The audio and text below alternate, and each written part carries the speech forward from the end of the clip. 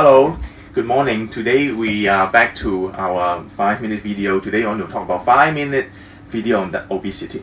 And today I'm going to talk about intermittent fasting. And it's all the rage now. Everybody's talking about it. A lot of people are doing it.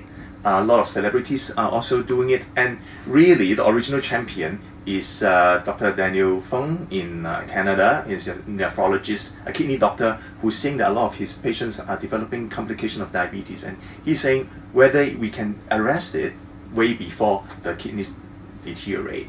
So what is intermittent fasting?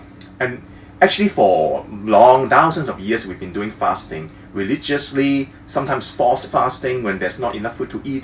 But basically, a lot of people have been doing fasting, and we found that when we do fasting, it's forcing our body to make use of all the stored nutrients that we've been doing. In this current age, most of us would have enough food to eat. And so most of the time we either eat enough or more if there's a festivity, or if someone's birthday or someone's wedding. And we eat a lot, but there's really no downtime to let us spend all the things that we've accumulated. And since Chinese New Year is around the corner, I would want to encourage all of you to at least listen to this new trend and see how intermittent fasting can help you. And so intermittent fasting, there are a few ways to do it. The most common way is called the 16-8. That means that you eat for 8 hours, and then for the rest of the 16 hours you do not eat but only drink water. And then the second type is called the 5-2, in which you eat 5 days in a week and then 2 of the days you don't eat, usually spaced out and not together. And then the final ultimate version, I believe, is the 1:1, which is 1 day you eat and another day you don't eat.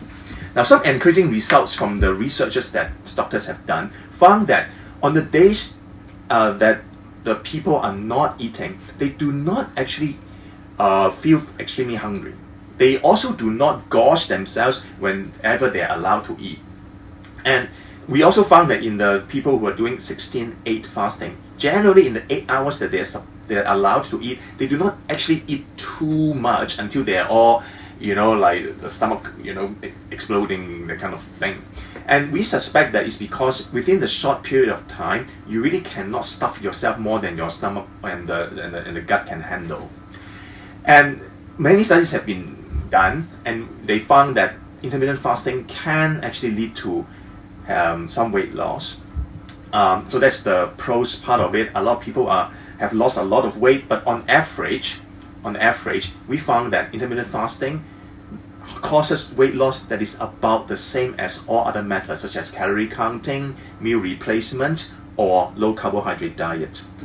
So it's not that it's not as hype as it can be. Now, there are a few things that you need to take note of if you're going to embark on intermittent fasting. If you have any medical conditions, please discuss with your doctor before you start it. Now, my concern is especially for patients with diabetes, because a lot of the medicine that we use for diabetes lowers the blood sugar. So if the person is now decreasing the amount of time that he's going to eat, or there's certain days that he's not going to eat, those period of time we need to have adjustment of the medication. For example, during the Muslim Ramadan, when the Muslim only eat during the night time, we need to actually ask the patient to adjust the timing of the medication to take the medication when they're breaking their fast. So pretty much similar to the 16-8. If you're going to do like 8 hours only, make sure that you discuss with your doctor whether you need to change the timing of the medication. Say if you're not going to